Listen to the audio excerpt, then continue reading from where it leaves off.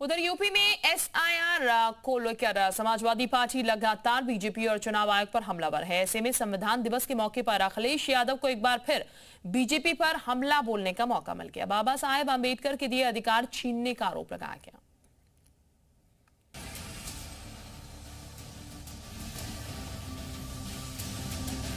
छिहत्तरवें संविधान दिवस पर लखनऊ के लोक भवन में प्रस्तावना का सामूहिक पाठ और शपथ ग्रहण कार्यक्रम का आयोजन हुआ। भारत का संविधान हमें न्याय, समता और बंधुता के साथ जुड़ने की एक नई प्रेरणा प्रदान करता है। संविधान दिवस के मौके पर आयोजित विशेष कार्यक्रम में मुख्यमंत्री योगी आदित्यनाथ भी शामिल हुए। सीएम योगी ने कहा कि अनेकता में एकता बनाए रखने वाला संविधान है जिस पर पूरे देश को गर्व है। बाबा साहेब अम्बेडकर की दूरदृष्टि से बना हमारा संविधान सबको समान अधिकार देता है। दुनिया के अंदर सबसे बड़ा संविधान भारत की अनेकता को एकता में जोड़ने वाला संविधान अगर किसी के पास है तो हम सब भारतवासियों को बाबा साहब भीमराव अंबेडकर के द्वारा निर्मित इस संविधान पर गौरव की अनुभूति करनी चाहिए। वहीं डिप्टी सीएम केशव प्रसाद मौर्य ने कहा कि बाबा साहब का संविधान नहीं होता तो देश के दबे और वंचित लोगों को आगे बढ़ने के अवसर ही नहीं मिलते।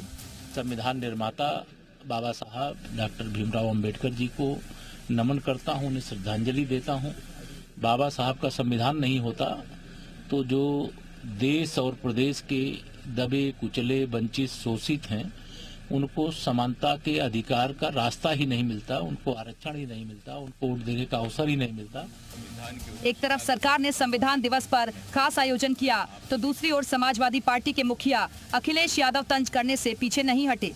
अखिलेश यादव ने एसआईआर का नाम लेकर कह दिया कि बाबा साहेब के संविधान को सबसे ज्यादा चोट बीजेपी ने पहुंचाई है।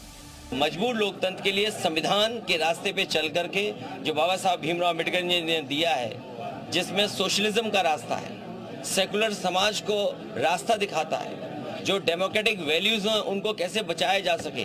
लेकिन इधर हम लोग देखते हैं संविधान दिवस मनाने वाले भारतीय जनता पार्टी ने सबसे ज्यादा ठेस बाबा साहब भीमराव अम्बेडकर जी के दिए हुए संविधान को पहुंचाया है।